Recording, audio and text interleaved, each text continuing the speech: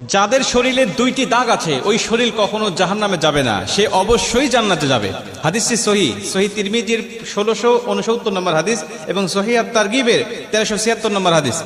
হযরত আবু উমামা রাদিয়াল্লাহু তাআলা আনহু হাদিসটা বর্ণনা করেছেন। রাসূল সাল্লাল্লাহু আলাইহি ওয়াসাল্লাম বলেন, যাদের শরীরে দুইটা দাগ আছে এবং যাদের শরীর থেকে 2 ফোঁটা তরল পদার্থ নির্গত হয় ওই শরীর কখনো জাহান্নামে যাবে না, সে অবশ্যই জান্নাতে যাবে এবং আল্লাহ পাকের কাছে এই শরীরটা সবচেয়ে প্রিয় শরীর। রাসূল সাল্লাল্লাহু আলাইহি ওয়াসাল্লাম বলেন, 1 নম্বর দাগ হলো যে ব্যক্তি জিহাদের ময়দানে আল্লাহকে খুশি করার জন্য, আল্লাহর দ্বীন কায়েম করার জন্য অথবা আল্লাহর সন্তুষ্টির জন্য যে ব্যক্তি বাতিলের মোকাবেলা করতে গিয়ে শত্রু পক্ষের আঘাতে তার শরীরে ছোট্ট একটা দাগও যদি বসে যায়, এই দাগটা কিয়ামতের ময়দানে সুপারিশ করে বা এই দাগটা থাকার কারণে কিয়ামতের ময়দানে আল্লাহ পাক তাকে জান্নাতে দিয়ে দিবে। নবীজি সাল্লাল্লাহু আলাইহি ওয়াসাল্লাম বলেন, 2 নম্বরে ফরজ ইবাদত সমূহের কোন একটি দাগ যদি তার শরীরে দেখা যায়, যেমন নামাজ পড়তে পড়তে সেজদা দিতে দিতে